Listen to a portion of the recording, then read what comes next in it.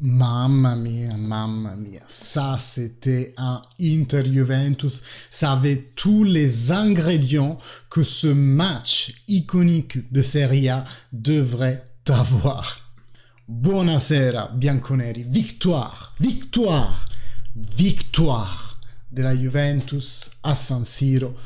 Inter 0, Juventus 1, but de Philippe Kostic, notre meilleur achat de cet été. Un rapport qualité-prix, c'est lui. Oui, Bremer est fort, mais Kostic, constant, tout le temps, un train sur ce côté-là. Bref, vous l'aurez vu, je suis trop emballé, trop content de ce qui se passe ce soir. Parce que c'était un test, les gars. C'était un test. L'Inter, qui est dans les 8 équipes les plus fortes d'Europe, et nous, qui sommes en Europa League, il fallait démontrer des choses, il fallait démontrer que c'est pas vrai qu'on est là où on est aujourd'hui dans le classement. Et il fallait démontrer que, à part la chevauchée endiablée du Napoli, nous sommes la deuxième puissance dans ce championnat.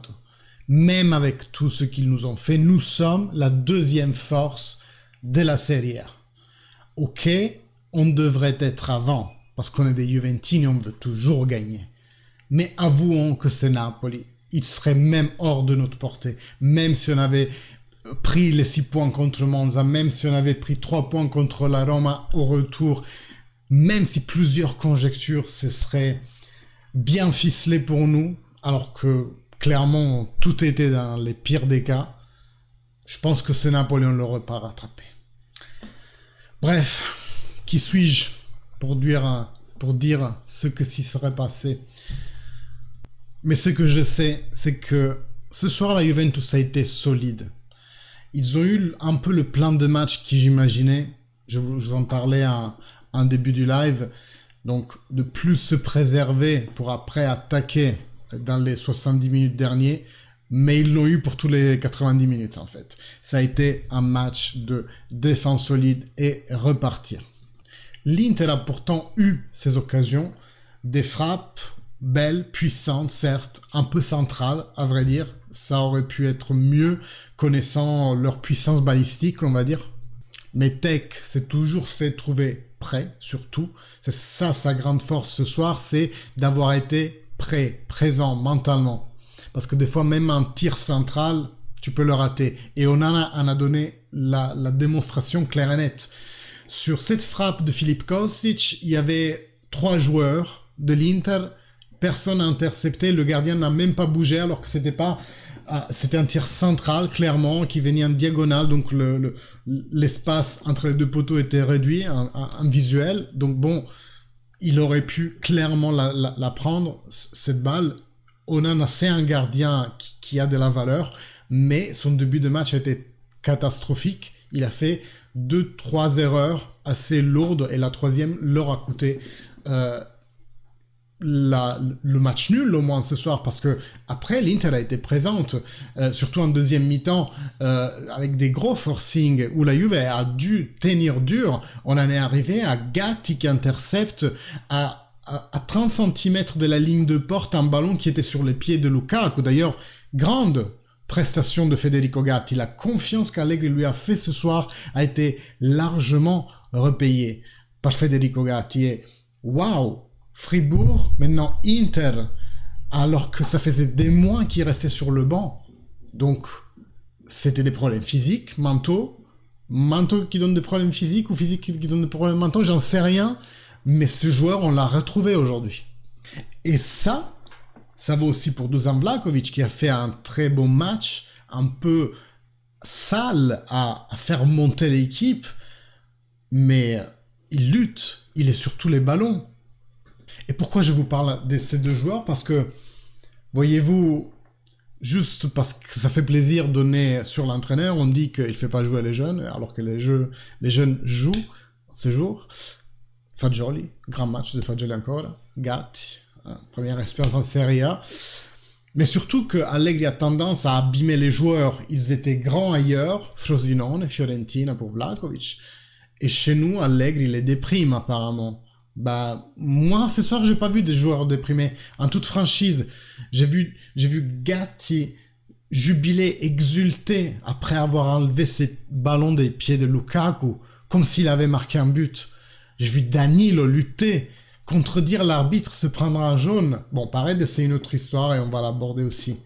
Mais j'ai vu, enfin, cette méchanceté que de toute façon l'Inter met à tous les matchs. Et ben nous, on l'a eu aussi. On a été globalement plus correct, hein, parce que un jour, il faudrait qu'on m'explique comment ça se fait que les joueurs de l'Inter peuvent nous faire du jiu-jitsu ou du judo si vous préférez, des Morote Soenag et des Uchimata tranquilles, et ça passe inaperçu. Nos joueurs s'envolent, jambes à l'air, font des 360. Mais siffle une fois, bordel. Et d'ailleurs, Allegri a quitté le match avec 10 minutes d'avance quand je vous dis qu'il y avait tous les ingrédients. Allegri est tellement énervé du favoritisme de l'arbitre vers l'Inter, parce qu'encore une fois, pour moi, c'était un match clairement orienté vers l'Inter. Et waouh, sifflez-nous une faute des fois. Et sans parler que les deux mi-temps, il y avait 5 minutes de temps de récupération à chaque déjà, hein, et puis ça a été la fin a été sifflée 1 minute pour la première mi-temps et 1 minute demie après pour la deuxième mi-temps. Certes, nous on perdait du temps, je vous l'accorde, mais quand même, je pense que ça s'est balancé entre l'arbitre qui voulait continuer et nous qu'on voulait arrêter. Au final, bon bah il a dû siffler quoi. Donc on a dit, bah, bravo à Vlahovic, stupendo Fagioli. Fagioli, waouh, mais c'est qui ce joueur? Mais c'est quoi? Qu'est-ce que c'est ce joueur? Mon Dieu. Très bon Rabiot, mais un Locatelli magistral. Mais Locatelli vraiment, vraiment magistral. Et à la défense, on n'est pas sans... on a déjà chanté les louanges de Bremer et Danilo plein de fois, ils sont solides, on le sait. Mais aujourd'hui, mention spéciale à Gatti qui fait un match de folie. On en a parlé. Sinon, pour les changements un peu étonnés que Di Maria ne soit pas rentré, et d'ailleurs que Ealing Jr. ne soit pas rentré, Allegri fait 3 changements sur 5 qui étaient consentis, et en plus, Chiesa qui rentre a dû être remplacé parce qu'apparemment, il a eu un petit problème. Espérons rien de grave, je vous tiendrai au courant dans les prochains jours. Mais donc, bah, Allegri, pourquoi ne pas optimiser, faire les 5 changements? Est-ce que vraiment un Kostic qui a vraiment la langue dehors et qui a tout donné enfin tu lui préfères à un Ealing Jr. qui pourrait très bien le remplacer, et on l'a vu, c'est un joueur assez dynamique qui donne vraiment tout sur le terrain, donc pourquoi pas l'intégrer? Bon, c'est ses choix. S'il a cru que Ealing allait faire pire que Kostic ou pareil, que mettre Paredes au lieu de Di Maria, vous voyez, en donnant beaucoup plus de densité finalement au milieu de terrain en phase finale du match, parce que l'Inter faisait vraiment des gros forcing pour marquer, eh bien tu donnes de la densité, oui, mais en même temps tu commences à jouer à 10 à partir de ce moment-là, parce que Paredes, on l'a pas vu pendant 10 bonnes minutes sur les 15 qu'il a joué, et près à la fin, il a juste commencé à se disputer comme d'habitude avec les autres, je pense chercher aussi d'énerver D'Ambrosio, et puis à la fin ça s'est soldé juste après le coup de sifflet final avec un double jaune pour tous les deux, donc tous les deux expulsés. Quand je vous disais vraiment tous les ingrédients d'un Inter Juventus, d'un Derby Italia, on les a eu ce soir. D'ailleurs, petite parenthèse sur Paredes, franchement... c'est le genre de joueur que je supporte pas, que ce soit dans les autres équipes, quand je parle mal de Lautaro et de Barella pour les mêmes raisons, les joueurs antisportifs, non, moi je les supporte pas, même si c'est les miens. Donc bon, franchement, en plus avec sa tête d'arrogant là, à regarder les autres comme si c'était des merdes, parce que lui il a gagné une Coupe du Monde... et redescendre d'un étage déjà, prouve que t'es un professionnel, parce que si tu joues aujourd'hui, c'est que quand même physiquement tu vas bien, et si Allegri ne te fait pas confiance alors que tu vas bien, c'est forcément que c'est là dans la cabeza que ça va pas, amigo. Ça va pas dans la cabeza. Donc bah qui redescend d'un étage, Paredes, de toute façon il va partir bientôt, et voilà, coup de sifflet final, déjà on vient de faire 15 minutes à 10 parce que il s'est pas vu pendant le jeu, et puis bah il s'est fait jeter à la fin. Enfin, franchement, la parabole de Paredes cette saison elle est vraiment catastrophique. Après bah nous maintenant il faut parler de Juventus, j'ai déjà trop perdu de temps à parler de ce bouffon, donc excusez-moi, je me suis un peu emporté. Bref, donc au global, pour moi, très bonne prestation de la Juve. Certes, il y a eu des bavures, il y a eu des trucs, notre défense n'a pas été impeccable, on les a laissés passer quelquefois. Et là, soit on a été bon à mettre la jambe au bon moment, comme Gatti qui sauve ce ballon mythique. Là, il y a l'équipe qui exulte avec notre virage, ça fait vraiment plaisir. Et comme je vous disais, le but de tout mon discours de ce soir, c'est que c'était un test. Est-ce que la Juventus est une grande force encore aujourd'hui du campionato? Avec tout ce qui s'est passé aujourd'hui, la réponse pour moi est oui. Même que, aujourd'hui on a vu du beau jeu. Bon, j'ai mis 10 minutes en pause parce qu'entre-temps, Massimiliano Allegri est passé à DAZN à parler, donc je vais vous reporter aussi ses paroles, mais en résumé, puisque j'ai pris quelques notes, mais voilà, ça vaut ce que ça vaut. Donc, bien joué, mais trop d'imprécision. Premier point. Au moins, on va passer une bonne pause parce que vous savez, il y tient, lui, à chaque fois en sortant du vestiaire, il dit bon, faites en sorte que je passe une bonne pause du championnat. Après, il est ironique quand on lui demande par rapport au fait qu'il soit parti 10 minutes à l'avance. Il dit bah, j'avais déjà un jaune si j'en avais pris un autre. On m'aurait chassé, ou j'aurais pris un rouge directement, donc j'ai préféré partir. Il dit qu'il y a une croissance globale de l'équipe, un peu ce que je vous disais tout à l'heure. On a peu concédé. Après, j'ai tiqué sur quelque chose qu'il a dit par rapport à Paredes. Il a dit il a bien fait au début de la saison et après il a 3 petits points. Après il réfléchit comme ça, il dit je ne l'ai pas utilisé beaucoup. Donc il allait dire quelque chose sur Paredes, attention, mais il a voulu prendre ça sur son dos.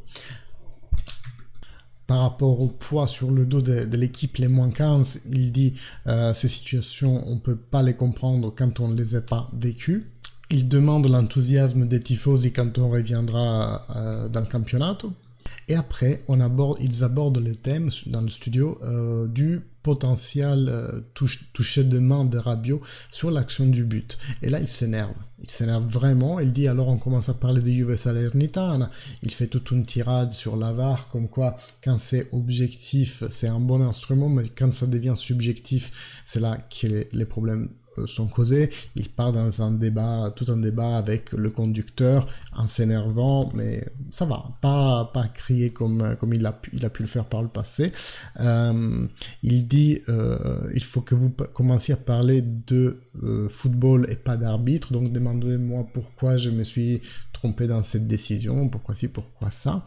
Et une phrase que j'ai bien aimée, c'est « Moins on parle des arbitres, les plus on les aide ». Et c'est vrai que on mettrait moins de pression sur la classe arbitrale s'il y avait aussi moins de débats aussi sanglants que ça. Parce que le débat, il est bon, mais quand il devient venimeux, c'est là que ça apporte une tension globale dans le monde du foot que pour ma part, il n'y a pas la place parce que c'est un sport, c'est fait pour se divertir, certainement pas pour être le punching ball émotionnel des tifosi.